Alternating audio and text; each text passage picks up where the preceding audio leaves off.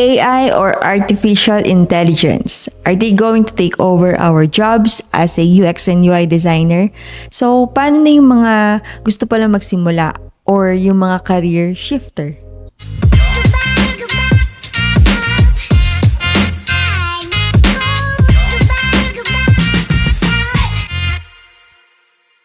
Hey guys, I'm Franz Escolastico. I am a UX and UI designer here in the Philippines. And in today's video, we are going to talk about AI or artificial intelligence and kung ano yung effect nito sa industry natin as a UX and UI designer. Marami kasing curious and marami nagtatanong na baka i-take over na yung trabaho natin dahil may mga AIs na and wala nang mag-hire. So, ano pa yung role nito para sa atin. So, yun yung mga sasagutin natin on this video, and this will be like a short video kasi it will be based on my own opinion, based on my experience, and some of which is based on my research. So, backstory lang tayo. So, I've been in this industry long way before AI arose and before pandemic. So, that time, hindi pa masyadong known yung term na UX and UI designer. So, it's most commonly known as web designer, which is yung ibang responsibilities like yung mga ginagawa ko before is similar na rin sa ginagawa ko ngayon as a officially known as UX and UI designer. So, that time, I think may mga AI na rin nung time na nag-pandemic. So, dun nag-boom yung mga work from home jobs talaga. And marami na rin talaga nag-switch yung mga companies na from office to work from home na talaga, di ba? And dun na rin nag-start talaga yung mga AI. Dun na nag-start na mag-develop yung mga companies ng AI, which is commonly for sure alam nyo yung ChatGPT, di ba? So, that time, medyo hindi pa masyadong nagagamit ng mga companies and ng mga expertise kasi hindi pa siya totally accurate. But now, we are on this era na sobrang dami talaga na AI na halos lahat na yata ng company gumagamit nito. And so, dahil nga dito, this question arises na paano na kami nagsisimula pa lang sa industry na to or yung mga mag-shift ng career. So, in demand pa ba siya nowadays dahil may mga AI na? And marami tayong nababalitaan talaga na mga nagli-lay off, di ba? Especially sa ibang bansa. So, yung mga agency, marami silang fina-fire na mga employees dahil yung iba is nagiging dependent na sa mga AI tools.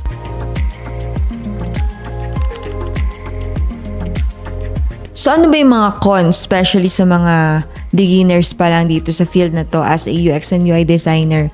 So, if you only know the basic of designing or creating a design like a website or an app, so medyo, in my opinion medyo alanganin tayo na i-hire ng isang company kasi we all know that AI can do that. So, there are tools na kaya na mag-basic wireframe, di ba? Yung Relume, basic prototyping, di ba?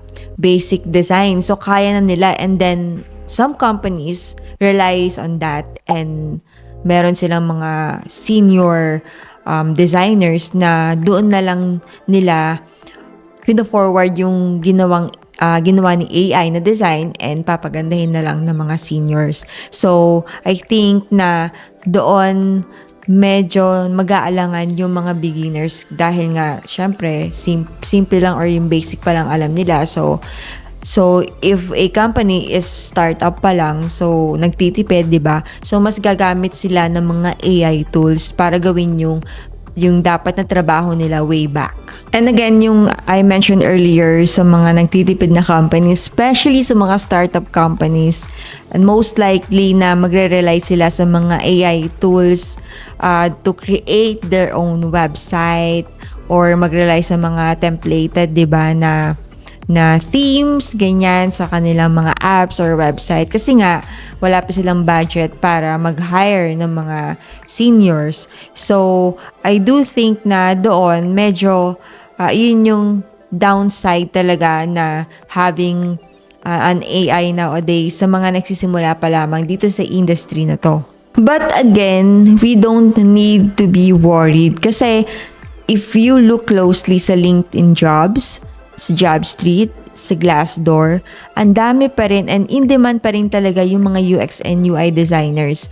I think na it's up to the people talaga yung kung paano sila ma-hire, kung paano nila ipoprove na sila yung karapat-dapat na i-hire sa company na to. Kasi even na merong AI, the company still need a human touch, human thinking. Kasi right now, hindi pa naman 100% accurate yung results ng mga AI tools. And most of them are repetitive. So, minsan, di ba, may mga issues like parang ginagrab nila sa ibang artist, 'di ba? May mga naging issue before na ganyan eh. So, nakita nila na yung AI result, so it came from an artist, medyo parang na-twist lang ganyan.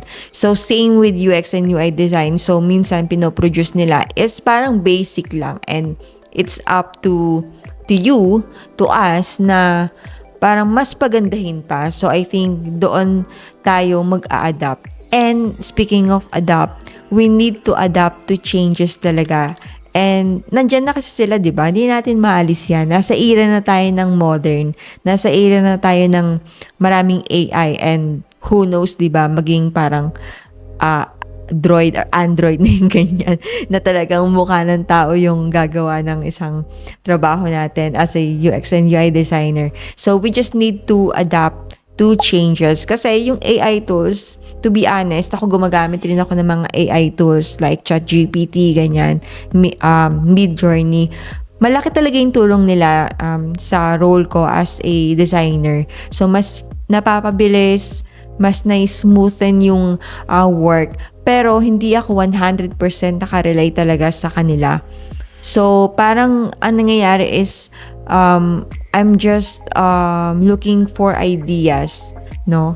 Especially sa write-ups, si ChatGPT. Yun talaga yung majority na ginagamit ko when it comes to writings, when it comes to creating contents, and dun sa content ng mga freelance clients ko. So, parang nagbibigay ako or nag-a-ask ako ng prompt or nagbibigay ako ng prompt kay ChatGPT.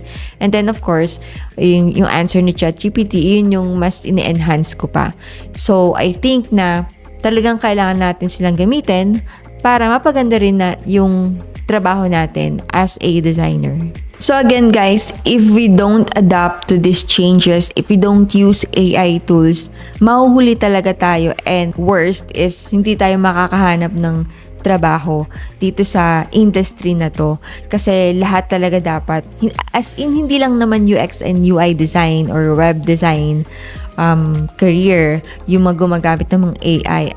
Halos lahat, di ba? And kailangan pa rin ng mga companies yung tao para sa design thinking and new emotions, kasi kailangan yan sa pag-build ng design, diba? Minsan yung mga AI, so it lacks yung thinking na ganon kasi syempre hindi naman sila human first of all. So yun, so kailangan talaga nating mag-adapt and make use of them para sa atin na rin naman kasi yan sa future natin. So again, it's not going to be a wasted effort kung pag-aaralan mo yung field na to, as long as you will adapt to the changes and make use of our modern resources. Okay? So I hope guys this video helps, and if you like this video, don't forget to like and subscribe for more of these topics concerning UX and UI design career, and especially some of the web design tips. See you again soon. Bye!